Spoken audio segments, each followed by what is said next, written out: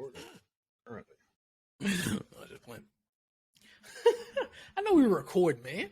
Put my camera face on. Chill on me, Sir Robert.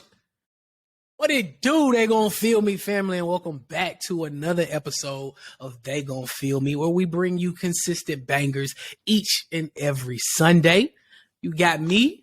You got my boy Angel Reese, you got my boy Al C, and you got my boy Mississippi May, aka Robert L. And we here for another episode. As we always say, make sure y'all like the video, subscribe to the channel, comment below, and share it so your mama can see it, your daddy can see it, your auntie can see it. Hopefully Trump see it when he get to jail. Hopefully all the white folks in Iowa see it. Who else?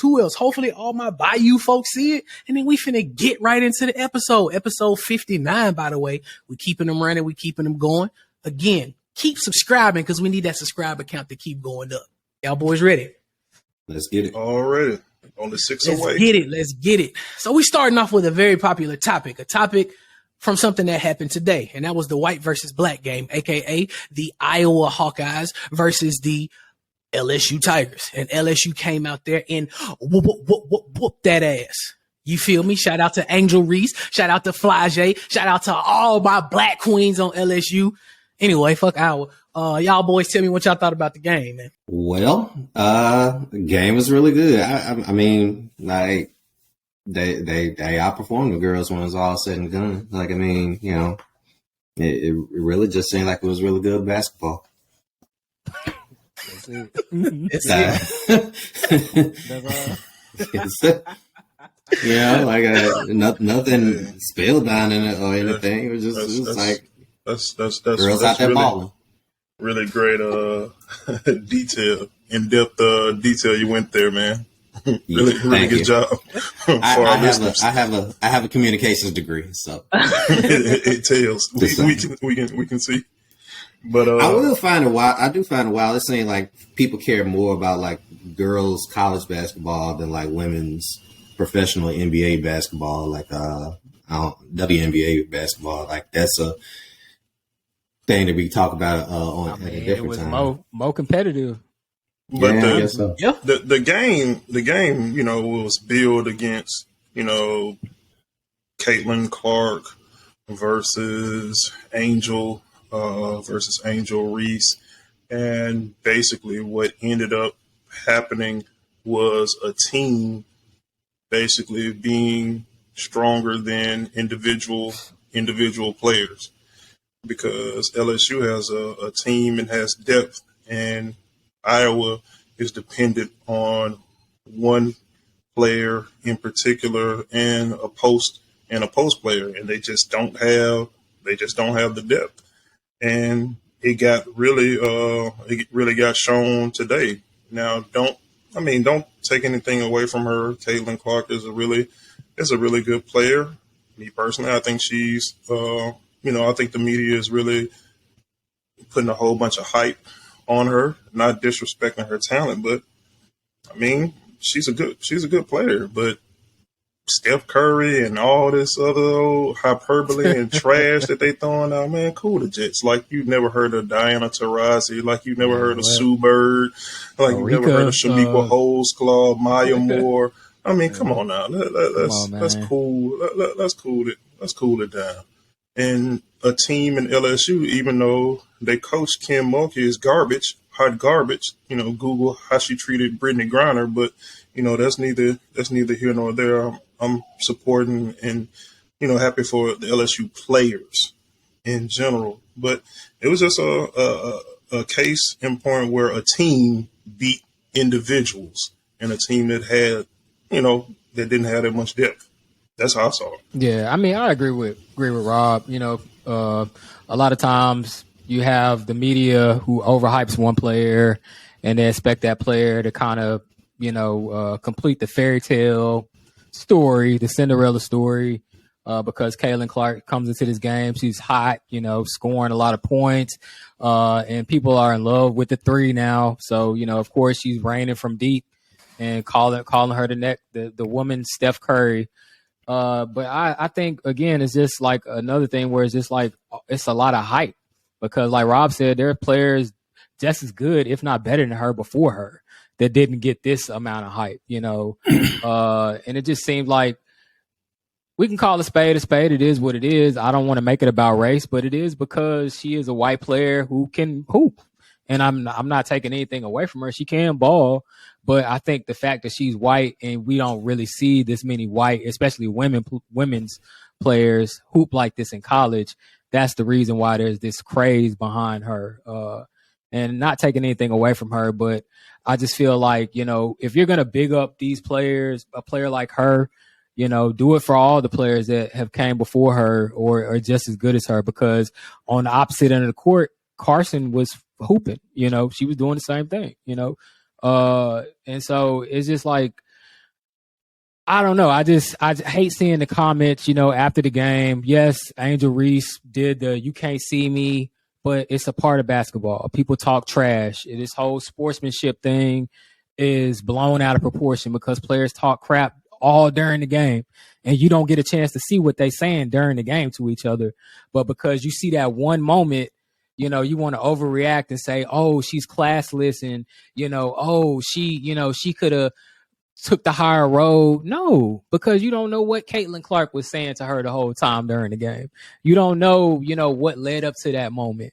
And yes, she could have restrained herself and maybe not did that. But at the end of the day, it's the national championship game. It's the last game they're gonna play all season. Let the girl cook. Let her do what she want to do. You know what I'm saying? Even if you don't approve of it, it's her moment. You know, who are you to tell her that she should take the high road? But anyway, and my opposing argument to that, and I stand by it, because if Caitlin Clark, and she did it before, a lot of people saying, well, she wouldn't do that, but she did it before. She did it against Louisville. I don't care at what point in time during the game it was, she did the "you can't see me" to the players on Louisville. So you can't say that in a come from behind game where it's a lot of tempers flaring, you know, it's a lot of back and forth. And they were down almost 20 points at one time. So if she comes back, you don't know what that girl would have did at the end of that game. You don't know what kind of trash she would have talked at the end of that game. You can't predict the future. You can't say what she would have did. So I mean, to me, players, it's a part of the game.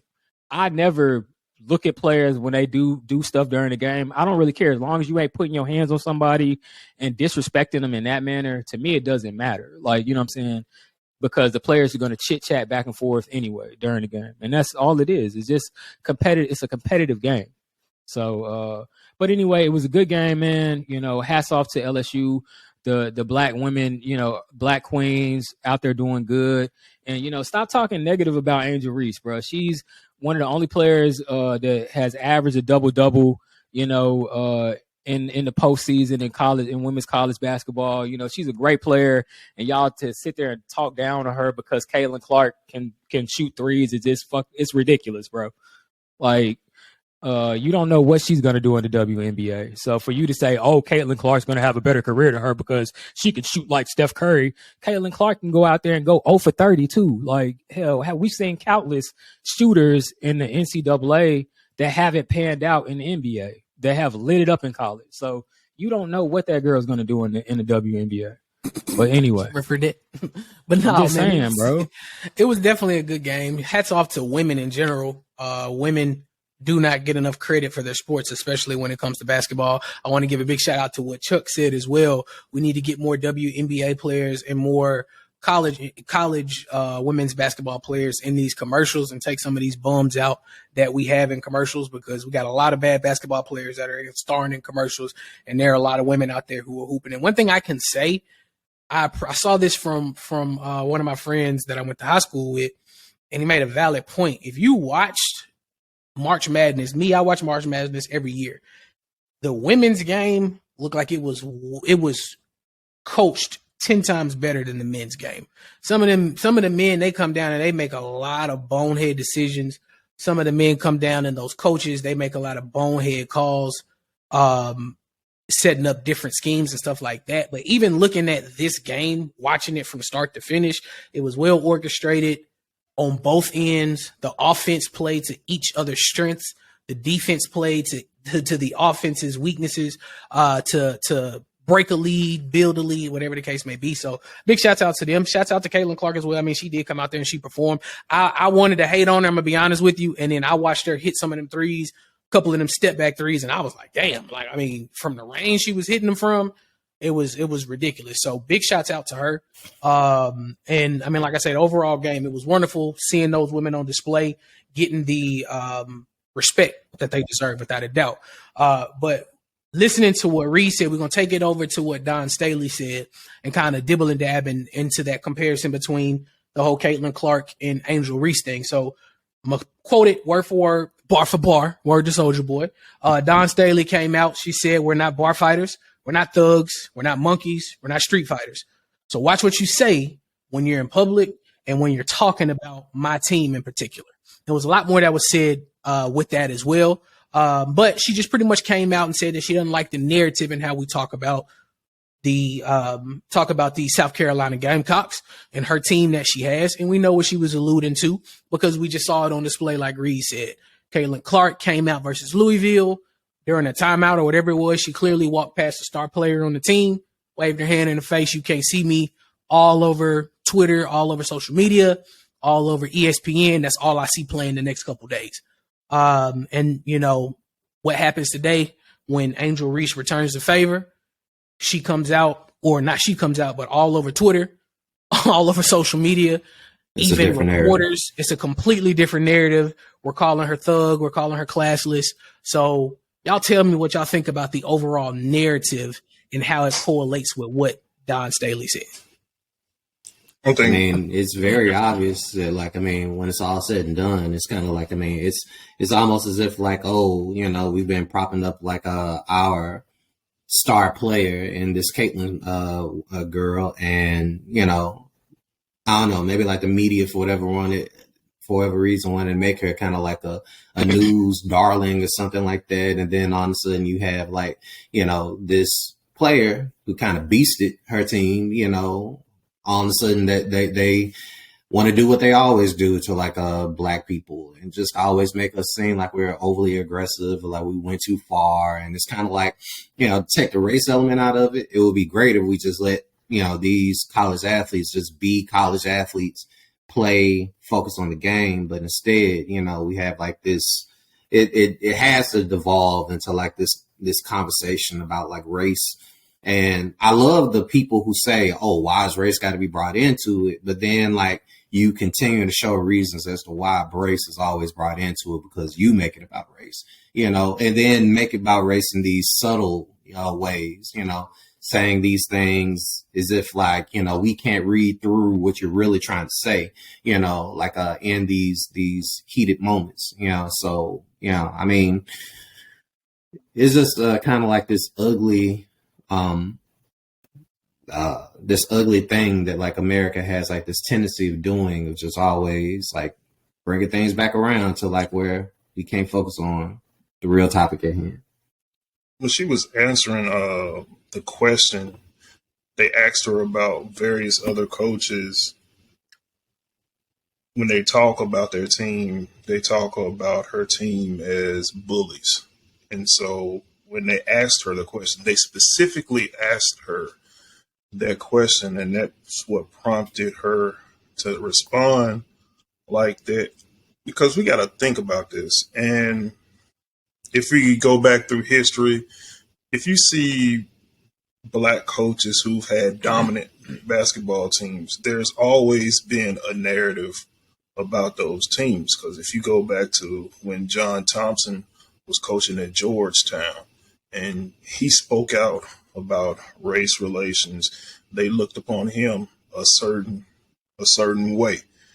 When you look at, you know, the UNLV teams, you know, with Stacey Augmon and Larry Johnson and all those guys, they looked at them a certain way, because back when they were playing against Duke, you know, Duke was like the lily white, you know, the kids that did it the right way. And they looked at UNLV as like this black athletic team that just ran around and out-athleted folks, instead of giving them credit for actually being skilled basketball players. You see it in all walks in all various different sports. Just like when they had the Catholics versus the convicts with Miami versus Notre Dame, Miami Hurricanes, they looked at them like brash. They talk noise, they talk trash. But Notre Dame, they're under Lou Holtz. They do it the right way. They're cerebral and they do it. But you got to take a step back and look at it. And we spoke to this on previous episodes. Look, who's the owner of media? White men. So guess what kind of lens you're going to look at all of these perspectives? It's going to be from a white male perspective. So they're going to put out a certain narrative. And so to fit their narrative, here you go. A South Carolina team led by a strong black woman coaching, Dawn Staley, completely ran through the SEC last year, won a national championship, completely ran through the SEC this year. And they were on their way to back undefeated season until they were knocked off by what?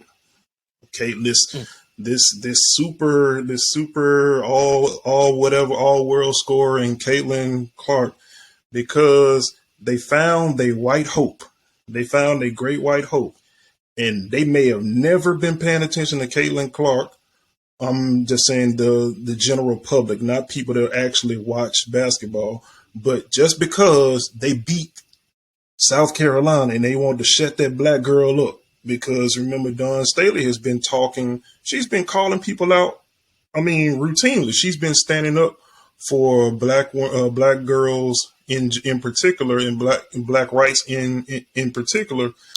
You got somebody that finally knocked them off their pedestal. So we gonna support them, and we gonna do this, and we gonna do that. So a lot of times when you have black individuals that don't just take things lying down, that actually stand up and say something, you have people that have a problem with them, and you'll put out a specific narrative about them that fits, what your agenda is. And she was like, I'm not having it. I'm gonna stand up and say something. It's crazy that you brought up it's crazy you brought up the excuse me, the Catholics versus convict thing, because I remember I don't know if a lot of people, I'm pretty sure everybody here saw Friday Night Lights and how they portrayed Carter High School as this big beefy evil high school full of black athletes, and they portrayed Perryman as like this little lily white school. They're smaller, they're not as fast. And when Carter High School's documentary came out, I think I saw it on Netflix, if I'm not mistaken. When their documentary came out and they were talking about the players that were there, some of them they got suspended for some dumb stuff that they did. But they were like, they depicted us completely wrong in the movie. Like, Perryman was 10 times bigger than us. And this is coming from a coach and some players that played on the team at the time. They were like, Perryman was 10 times bigger than us. We were not as big as them. We were just faster than them. Perryman was bigger than us. Their school was better than ours. It was not the way it was depicted. So it's crazy how a narrative changes what we see and what we give people, what we give the general population versus what the real story is on the other side. And that's pretty much what it alluded to. And that's your cinema right there. I was gonna say we've seen the power and the danger of narrative, because when people listen to some for so long and is continually bombarded on the airways and the TV waves, guess what? People start to buy into it. People started to like, oh, it's on TV. It must be, it must be real. You hear the subtle, and like ALC was saying, it can be subtle things. I'll give you another example. Like, you'll see it again in a couple weeks coming up. You had the NFL draft. Okay, look at the various quarterbacks, how they describe quarterbacks. You'll see a kid like, I don't know, Anthony Richardson. They're like, oh my gosh, he has a cannon for an arm. He's so athletic. He runs a 4.4, blah, blah, blah. He's just so strong. He has a build, and okay, go look at somebody else. Okay, they'll talk about Levis, and they'll say, he has a strong arm, and they'll prop him up. Even though if you look at his tape at Kentucky, he really was really an average quarterback. And you look at his stats, it really isn't that, you would look at his stats and you wouldn't think that, oh, this is a first round, a top 5 or top 10 draft pick. But they're gonna hype him up a lot of times, like, hey, he has moxie. He's really not that moxie. He's a competitor. He's got spunk. He's got competitor. He's a competitor. He's got tenacity. He has a lot of what it takes to get along. He has great arm talent.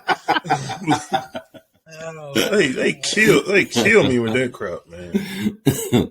So many intangibles. Oh my gosh. But yeah, I mean, like that. I mean, and that's just like what I was saying, man. It's like, I just hate the narrative that they're trying to paint, because competitive is competitive. You know what I'm saying? Whether you're white or black, it shouldn't be a difference between the competitive nature of a player just because of their skin color. Again, like when Caitlin Clark is doing it, doing the "you can't see me" or showboating or front running. It's fine. Oh, she's fierce. She's a competitor. She has tenacity. Like Rob says, she has moxie. But then when on the other side, when Angel Reese is getting her shit and doing the same thing, then it's, oh, you're classless. And, you could have turned the other cheek. But why does the black player have to take the high road? Why do they? It's always a case when a black player does it, as long as it's not, unless they're doing it to another black player, then if they're doing it to a white player, then they need to take the high road. We need to turn the other cheek. And that's where when I have a problem, what I'm saying, seeing that on the internet, because y'all didn't have a fucking problem the other day when Pat Bev did LeBron too little. You're too little. Everybody on the internet laughing and joking, and you got jokes then. It's funny. When Steph turn around and shimmy against John, it's no problem with that. Reggie Miller doing the choking symbol of Iverson stepping over Tyronn Lue and looking back at him, it's no problem. But you know what I'm saying, when we do it to little old Caitlin Clark, then oh, you're classless, you're so mean, and you're a thug, and Jesus, like, come on, bro. Like, let's not ignore the sex element of it all. I think that to a certain degree, women are supposed to be dainty and this, that, and the third. And now you have this brash black girl, like doing these things to this dainty white girl. I mean, because classically, they look at black people and think that we're bigger and stronger than everybody else. So, I mean, when you got somebody who's like 6'3" versus all these girls shake like frost giants, what have you, but she is bigger than Caitlin, and you got somebody who's 6'3", kind of towering over and doing facial features and gestures like at this girl who's 6 foot, that kind of comes into like the narrative as well. It's kind of like, oh, this big menacing black player like taking on our gentle, ice princess. Who's just trying to play a good game of ball? Like, bro, if you playing sports, bro, if that's a problem, quit now, stop now. I will, because it ain't gonna change. I will say this though, it's important. It is, and don't want to get lost in the whole shuffle of things. I do think it's very important what Dawn Staley has been saying. I think it's important what Angel Reese has been saying. Head coach from Ole Miss, Coach Yo on Twitter, she's calling out a lot of stuff, and salute to her for having a pretty good run at University of Mississippi. But I also think it's more important that more people speak up and call it for what it is when you see it. But the other aspect that I think is really important about it too is actually people that have other platforms, like our platform. People that have other platforms and other ways to get media out, and not necessarily just the mainstream media. Because as we said, if you look by the vast majority of who owns the major news, it's controlled by white men. But guess what? there are no white men that own They Gon' Feel Me podcast. So guess what? We can tell our own narrative. That's why it's important to have the pivots, the I am athletes, and the earn your leisures and the different things like that, because it gives us an opportunity to speak truth to power and to call things out like we see it, because until you continue to call things out and make people aware of things, nothing's going to change. Yeah, and shout out to all the black analysts and athletes. I saw a lot of people tweeting out in support of Angel Reese, which was dope to see. A lot of our black men, a lot of celebrities, a lot of athletes, a lot of analysts, really in support of Angel Reese and backing her up, instead of tearing her down. So I thought that was pretty dope. You know what I'm saying? And hopefully it'll lead to stopping this narrative, because it's kind of trash that when a black athlete shows any kind of emotion, then it's seen in a negative light. And we see it all across the board, not just in this game, but in men's sports too, football, basketball, all of that. When black people tend to show emotion, it's looked at negatively. So. Well, that was good talk, fellas. Good talk. So we got to introduce our next topic, another topic that I'm really tired of having to talk about, but we always seem to have to talk about it regardless. We had a shooting that happened in Nashville at another elementary school, at a Catholic elementary school, where 6 individuals, 7 including the shooter, were either killed or injured. 3 of those being kids, and I want to say they were around 6 and up. 9. They were 9. 9 and up. They were not. All of them were 9. I think it was like I think all 3 were 9. All 3 were 9. Like all 3 of the people who got shot when in their 60s, they were 60, 61, something like that. So, well, at the end of the day, it's a topic that we shouldn't have to constantly talk about. It's a topic that we shouldn't have to constantly hear and keep going in this. It seems like we just keep going in this revolving cycle over and over and over and over again. We have a mass shooting.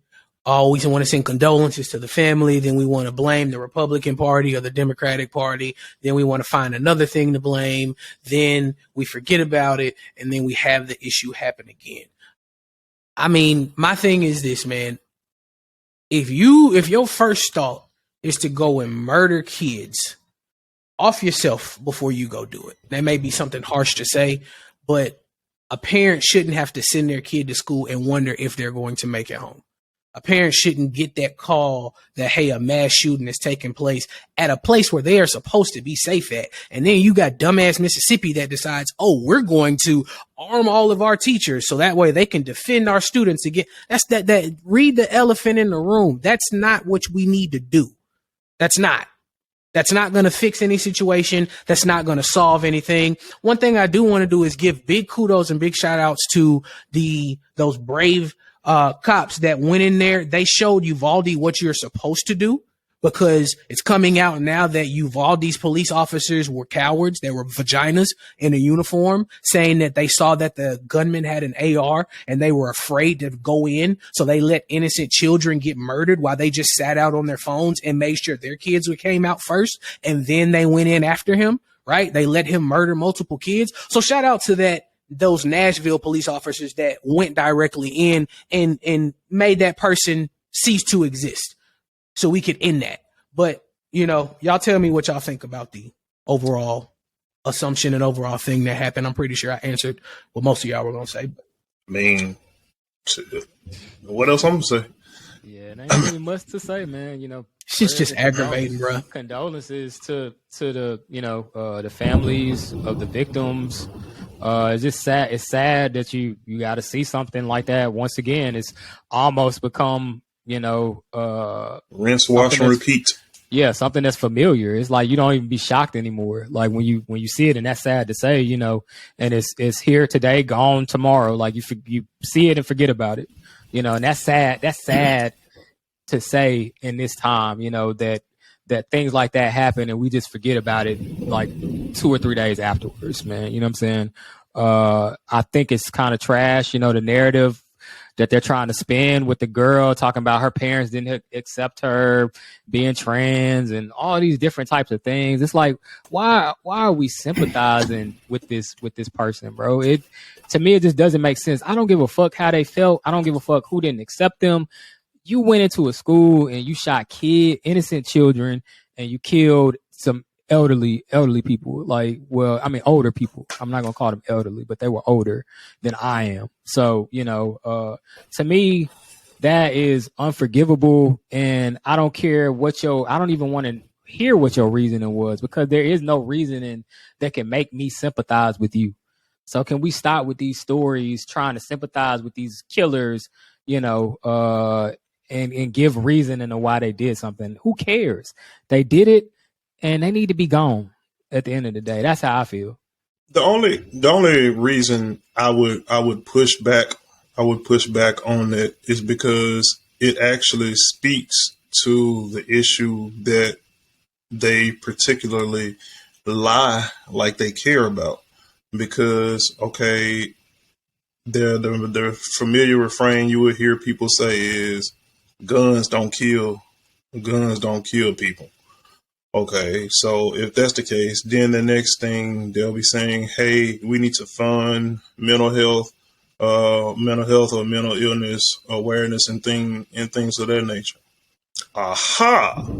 So if that's the way you wanna go with it, then please explain to me why, when you look in various states, I just pick out my state because, hey, it's where I live. You see drastic cuts in regards to mental health. You see mental health facilities being closed. You see you see healthcare in general, rural hospitals being closed. So if you really cared about these people's mental health, you would actually fund facilities or programs that actually are there to give the people the help that they need. But let's call it what it is. At the end of the day, it's about money, and it's about being tied to the NRA. And they basically bought you off. And let's also keep it real though. For a lot of these individuals, these lawmakers, they really don't give a damn until it comes to their front door. Now, if it's one of your kids that gets murdered, see how fast, and I don't wish that on anybody, but you see how fast laws will be enacted.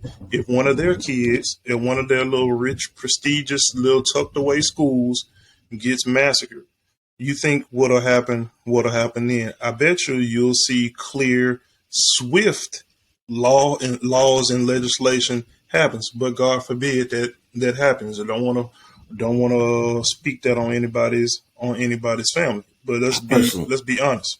I personally don't think that. I don't think they would make any changes if it was their own children. I think at best they just like do what they can afford to do and homeschool their kids, so like they completely stay in the home. But like at the end of the day, like what sucks about moments like this is that people keep on playing political party politics. That's redundant, but like they keep on playing party politics, in these situations.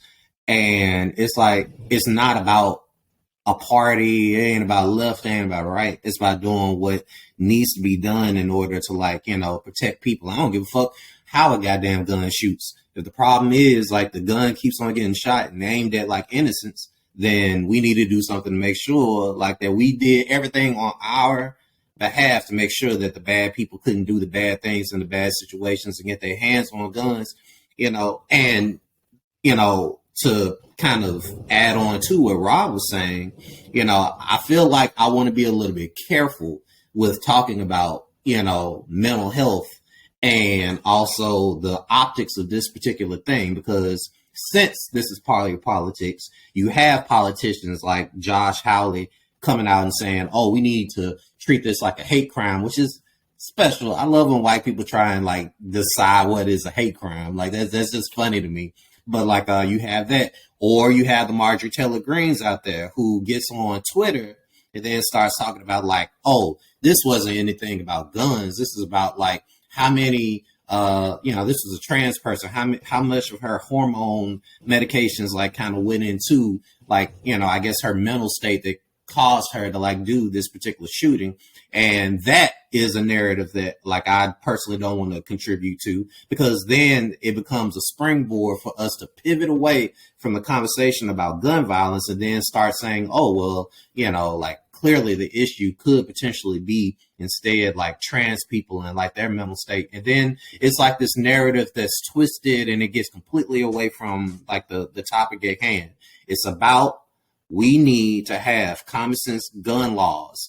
We honestly, it's not even to come off of sounding un-American, but like as Americans, we have like this very unhealthy, like fetishization of guns. Infatuation. Obsession. Yeah. Like it's an obsession, and it's kind of like then you want to hide behind like, oh, well, the forefathers of this country, they wanted us to have this. Listen, the forefathers of this country, they were trying to like put together like a union that basically was unlike anything maybe of its time, and like maybe gave their citizens the opportunity to stand up against like the government just in case the tyranny was like a possibility. Not having a small cachet of weapons that you can fucking fund a goddamn guerrilla, small army in a fucking third world country in your fucking tool shed in the back of your house, and then you got like some kid of yours on fucking Ritalin, not attacking like mentally unstable people. Like you got somebody in your household that is mentally unfit and they have access to all these weapons and then they go out and do something evil. Like this couldn't have been what anybody was like trying to indoctrinate this nation or like make for this nation, like that leads to instances like this. I don't know, because their forefathers were busy stealing this land from the indigenous people of the land. Mm-hmm. So if we really want to be honest, they've been shooting up folks from the beginning. I'm just saying, if it's in you, it's in you. Mm-hmm. They've been doing this. It's been their MO for as long as they've been over here. I mean, we just want to call a spade. We just want to call a spade, but that's neither here nor there. Yeah, well. Fuck that funky ass spade. Anyways, man, moving on to a topic that's going to tie in with that, since we talked about the political party. Quick take. What y'all think about the orange fellow getting indicted? What do y'all think about garbage? That? Next. Fuck that nigga. Fuck that nigga, yeah, really. Double fuck that nigga. Listen, are they gonna put him in jail and then hit him with that Epstein action? That's fucked up to say, but like is that what you're gonna do? Because like if so, yeah, like put the cuffs on him. Let him spend 24 hours in lockup. Then like because wink wink. Like give him that JFK action. Like you should have did that like fucking 4 years ago, but instead, shit, like you could have did that shit a long time ago. Like I look at it like all this indictment shit is cute, it's nice, it's deserving. But like if it don't amount to anything because we won't want to lose our innocence and put a past president in lockup. If the nigga deserved it, he deserved it. I don't give a fuck like what the optics is of it. It's like a precedent needs to be set that a president isn't like above the law. Simple as that. And stop paying these hoes, I guess. Like, I don't know what other narrative that you need to put out there. Shit, sex should be free, All right. Sex should be free. Shit, I don't know. Shit. Ain't that the world's oldest profession? Chill out, man. Man, what? Shit. All right, man. Y'all know how we close this show out every week. Y'all tell me what the best thing is that y'all seen all week. Oh, I go first.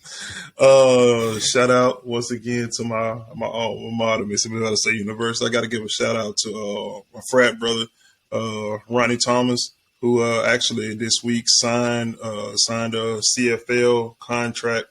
So that he's been the first Mississippi Valley player in a couple of years that signed a professional. Let's sign a professional contract. So shout out to Ronnie Thomas signing in the Canadian Football League. Let's go, Valley. What's up? Because I feel like one of the the brothers might say this. I'm gonna jump ahead and say like the best thing I saw this week was the latest episode of Power. Like it was pretty good. Like the story's coming along. I'm gonna be honest. Like although I love Power and I love the show, it's not necessarily just the greatest thing that happened in this entire week to me. It's just like the one thing that caught my attention was worth mentioning. Because the only other thing outside of that was like that corny ass video that like Afro Man put out that apparently the police are trying to sue him for because like they hate that they didn't find anything and they feel like they're making them look like fools. In which case it did. That actually should be the best thing that I saw all week because like the song ain't even good. It's just the ridiculousness of. We couldn't find drugs. Like, you're the problem then. It's like, that's crazy to me. Like, yeah, fix that man gate. Fuck y'all niggas. Next. The greatest thing I've seen this week. Shout out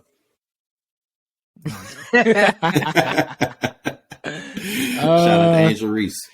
Shout out to my girl, Angel Reese, man. I'm going to say probably the episode of Snowfall, the most recent episode of Snowfall. I would say Night Agent, but I haven't been like paying that close attention to it to really know exactly the details. I've been watching it and it's pretty good, but I want to watch it over and like really get into it. But Snowfall, it is really good. It is the last season. And after the big death, seeing what Louis is going through and how she's acting towards Franklin and all the tension that's involved between them and then Teddy and everything that's going on, something's coming to a head. Something's going to happen in the next episode or two. Something big is going to happen. So they're really doing a good job this season. I feel like it's really good, and looking forward to seeing how it ends, how the whole series ends. So yeah. Man, fuck Louis, the character. Not you, Angela. Not you. Yeah, nah. You a great actor. But your character? Yeah. Ooh-wee. Shout out to Franklin too, man. That boy. Let me tell you something, man. When Franklin delivers a controversial line, but I have to say, man, the best thing that I've seen all week. I don't know if y'all said this in the show that I wasn't on. Anybody say I See You, that movie on Netflix, I See You? Oh, I forgot about that. Ha-ha! I beat you to it. I beat you to it, nigga. I beat him to it. Beat him to it. I See You was definitely a good movie. It has a lot of plot twists. The person that I thought was involved was completely not involved, and the last person that I expected to be involved was definitely involved. So if you have not seen I See You, definitely go watch and see it. Yeah, definitely go and watch it. It starts off slow. Like me and my wife tried to watch it before, and we just couldn't get into it. But once you get into that shit, it's really good. So I definitely co-sign that. Go watch it. Yes, most definitely go watch it. And we started watching The Last of Us as well. That's fire. Last of Us. We're going into episode 4. Last of Us was real good, man. It messed me up seeing that girl get killed in the first episode. I did not expect that to happen. But that's how the video game go, cuz. I know that's how the video game go, but I ain't got a PS4 or PS5, so I've never played it. Go figure. Anyways, you motherfuckers have made it to the end of the episode. We appreciate you for staying this long. Hopefully next time when we record, my recording won't keep stopping. Will we know? We don't know until the next episode, but I guess we'll find out then. Of course, if you have made it this far, do not forget to comment, like, subscribe, share the video so your mama can see it, your daddy can see it. Share my part so Caitlin Clark can see I said something good about it. But you can't see me in the comments. Exactly. Maybe Donald Trump could see it from lockup just before like the CIA comes and take him out. Who knows? We need 6 more subs to get to 100. 6 more subs to get to 100. Come on, y'all. Prize for y'all when we get to 100. I'm not going to tell you what it is. Just know when you get us to 100, you run a strong chance of winning the prize. So get us to 100. Please. Pretty please. With sugar on top. Until next time, from myself, from Al C, from Reese, from Rob, if you motherfuckers did not feel us this time, I guarantee you gonna feel us the next. Oh, what's that? Wait a minute. You can't see me! Now get your ass off my screen, nigga! How about Caitlin Clark? Hey, it's your boy Rob from the They Gon' Feel Me podcast. And if you want more authentic conversation from authentic men, check out this video.